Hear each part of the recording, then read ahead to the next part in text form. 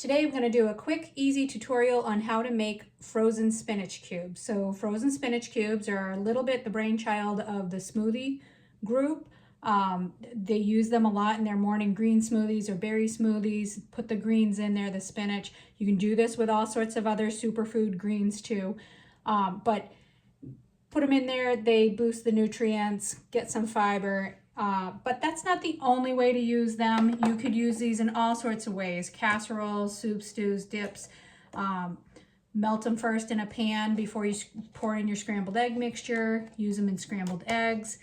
All sorts of ways to use them. The reason that I like to do them is that it's a great way to use up extra greens, especially when you get, like, I'm kind of at the end of the week on this package of spinach that I bought, and it's starting to go, it's not gone by, but we're starting to get there, and it's getting to the point where if I don't do something with it, use it, or lose it, I'll refresh for my fresh uses if I need to, but also for the way that I usually use spinach for almost anything except a salad, like these cubes will work great.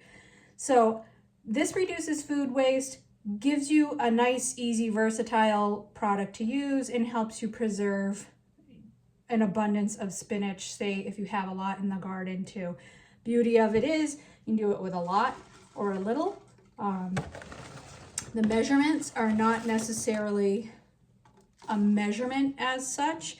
They're kind of more of a ratio. So really what you're doing is you're putting in whatever amount you want to turn into cubes. I'm going to mostly fill up my blender. That's what I had left to use anyway. And then you're going to fill up about halfway with water, because you are going to need something to help move that around.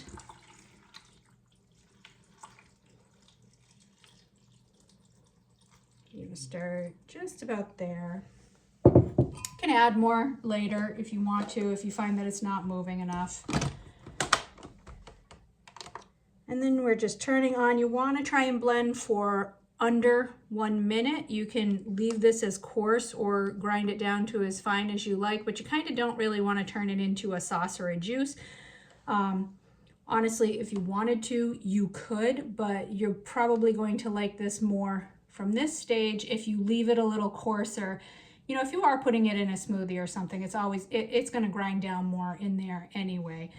The nice thing about using them in like a smoothie or something is that the frozen cube gives you some texture and thickens up without adding a lot of thick or fatty ingredients. So put this on manual. I think we'll start with a pulse. Let that settle down a little bit.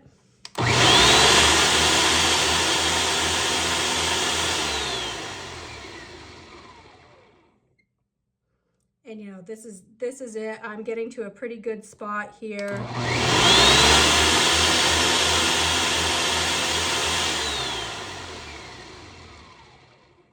Honestly, for this batch, I probably could have used even less water, so you might want to do that. Start even a little bit lower than around a half measurement. You know, the spinach is so light that it looks like more than it is.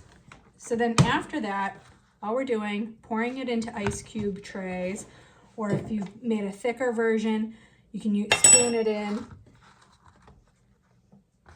Let's see if I can do this without too much of a mess.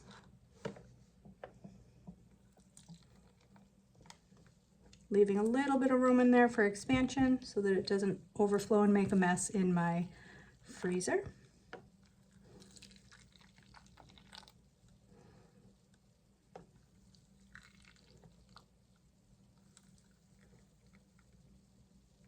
And that's all there is to it. Now I'll get another ice cube tray. Obviously, I'll finish that off. This will go in the freezer. It'll come out, and these will be ready to go in, like I said, smoothies. I'll probably use a lot of them in soups or pasta.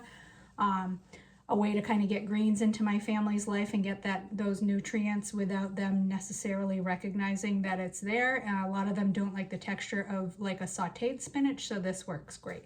So hope this gives you another way to use and preserve your spinach and, you know, reduce your food and kitchen waste even more.